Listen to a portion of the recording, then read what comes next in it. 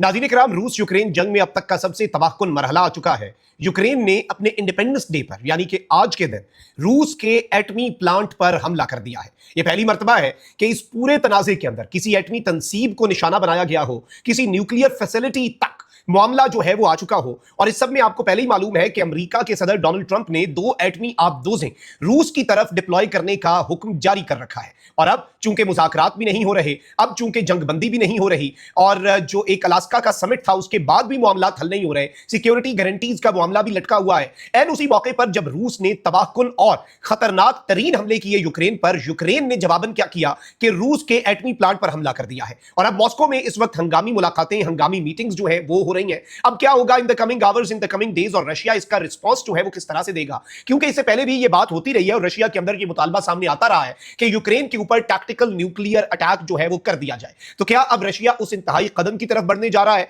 और तीसरी आलमी जंग जिसके हम बिल्कुल दहाने पर हैं, और मेक और ब्रेक मोमेंट है, यहां से चीजें ठीक भी हो सकती हैं और इंतहाई खराब भी हो सकती हैं। और आज की डेवलपमेंट के बाद चीजें ठीक होती हुई नजर उस तरीके से नहीं आ रही। ये सारी डिटेल्स एक एक करके आपके सामने रखनी है। सबसे पहले तो नाज़रीन इकराम, व्लादिमीर ज़ेलेंस्की जो है उसने स्टेटमेंट दी है अल जज़ीरा के मुताबिक कि उसने ग्लोबल साउथ यानी पूरा जो एक ममालिक का एक पूरा ग्रुप है उन्हें अर्ज किया है और इंटरनेशनल सपोर्ट रिक्वेस्ट की है पूरी दुनिया से कि भाई रशिया के ऊपर प्रेशर बढ़ाना होगा ताकि ये जंग जो है ये खत्म की जा सके। भाई दूसरी तरफ नाज़रीन इकराम, द गार्डियन क्या कह रहा है? Frustrated Trump threatens Russia sanctions if there is no progress on peace deal. यानी कि फ्रस्ट्रेटेड ट्रंप, अब जो आलमी मीडिया है वो भी शायद सुर्खियों के अंदर ट्रंप को की फ्रस्ट्रेशन का जो ऐलान है वो कर रहा है कि अब डोनाल्ड ट्रंप जो है उसने एक मरतबा फिर पहले सैंक्शंस का ऐलान किया, धमकी दी, फिर व्लादिमीर पुतिन के साथ मुलाकात की, प्रोटोकॉल दिया कि शायद कुछ निकल आए, लेकिन अब पीस डील जो के फिर से हवा में मुअल्लक हो चुकी है। तो डोनाल्ड ट्रंप ने एक मरतबा फिर रशिया को सैंक्शंस की धमकी दे दी है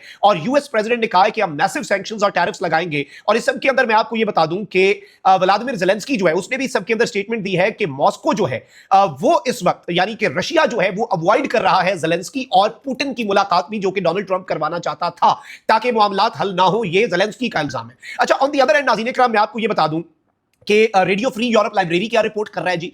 Russia responds to Washington talks with mass drone and missile strikes on Ukraine. यानी जो वाशिंगटन इस वक्त टॉक्स अरेंज कर रहा है, जो मुज़ाकरात और पीस की तरफ वाशिंगटन बढ़ रहा है, रशिया ने उसका जवाब मैसिव ड्रोन और मिसाइल अटैक के जरिए दिया है। अब इस सब में नाज़रीन इकराम एक और चीज बड़ी इंपॉर्टेंट है, ये जो सिक्योरिटी गारंटीज का पैराडॉक्स क्रिएट हो चुका है। इसमें इवन आप देखिए कि जितने ममालिक जो हैं वो कह रहे हैं कि हम सिक्योरिटी गारंटीज बनाएंगे। रशिया ने कहा, हमें इस डिस्कशन में डाला तुमने कि कौन कौन सा मुल्क आके यहां पे अमन कायम करेगा। फिर इवन यूक्रेन का जो सदर है वो कहता है चाइना इसमें ना शामिल हो, बाकी दुनिया के तमाम बड़े मुल्क शामिल हो जाएं, चाइना ना शामिल हो, चूंकि चाइना ने रशिया की मदद की है जंग में। फिर तो हम ये भी कह सकते हैं कि भाई बर्तानिया, फ्रांस और जर्मनी ने यूक्रेन की मदद की है। तो होता ही है कि दोनों साइड से चीजें आती हैं, लेकिन यूक्रेन ने भी उसमें कह दिया कि हम नहीं मानेंगे। अब नाज़रीन इकराम, इंटरनेशनल मीडिया ये कह रहा है कि ये जो सिक्योरिटी गारंटीज हैं they are too weak and it won't protect Ukraine. यानी ये इंतहाई कमजोर सिक्योरिटी गारंटीज हैं और ये यूक्रेन का दिफा भी नहीं कर सकेंगी, और too robust and Russia won't accept it. यानी एक तरफ तो ये बाज़ाब्ता तौर पर यूक्रेन जो है उसे प्रोटेक्ट करने में भी नाकाम रहेंगी और यहां तक कि रशिया जो है वो भी इन्हें एक्सेप्ट नहीं करेगा। लेकिन अब आते हैं इंतहाई खतरनाक तरीन डेवलपमेंट पर जो हुई है और जो गेम चेंजर डेवलपमेंट है। Nazreen Ikram, BBC News World क्या रिपोर्ट कर रहा है? Ukraine hits Russian nuclear plant as Kyiv marks independence day. Ukraine का इंडिपेंडेंस डे है, यूक्रेन का यौम आजादी है और यूक्रेन अपना यौम आजादी मना रहा है, और इस दिन का इंतखाब किया है यूक्रेन ने रशिया के न्यूक्लियर प्लांट पर स्ट्राइक करने के लिए। This is not a small move at all. आपको पता है न्यूक्लियर प्लांट्स बहुत सेंसिटिव इंस्टॉलमेंट्स होती हैं, बहुत सेंसिटिव फैसिलिटीज होती हैं, वहां से रेडिएशन और बाकी चीजें, और रशिया एक बहुत बड़ी एटमी ताकत है, ये याद रखिएगा। खैर, यूक्रेन भी एक एटमी ताकत था, लेकिन यूक्रेन ने अपने एटमी हथियार जो है वो गिव अप कर दिए थे कि वेस्ट हमें प्रोटेक्ट करेगा, हमारा दिफा करेगा। और आज शायद यूक्रेन की हालत भी इसीलिए है कि अगर यूक्रेन के पास एटमी हथियार होते तो एक ताकत का इक्विलिब्रियम कायम होता। जिस तरह से भारत ने एटमी धमाका किया और पाकिस्तान ने एटमी धमाका जवाबन किया, पाकिस्तान के मूव से अमन कायम हो गया, एक इक्विलिब्रियम जो है पावर का वो कायम हो गया और जंगें जो है वो अवॉइड होती रही। अब नाज़रीन इकराम, यूक्रेन जो है उसके वाले से रॉयटर्स क्या कह रहा है? Ukrainian drone hits Russian nuclear plant. Russia के न्यूक्लियर प्लांट पर यूक्रेन का ड्रोन अव्वल तो पहले पहुंचा, डिटेक्ट नहीं हुआ। आपको मैं ये बता दूं, किसी भी मुल्क का जो एयर डिफेंस है वो सबसे ज्यादा हाईली एक्टिव कहां पर होता है? वो उसकी न्यूक्लियर साइट्स के करीब होता है।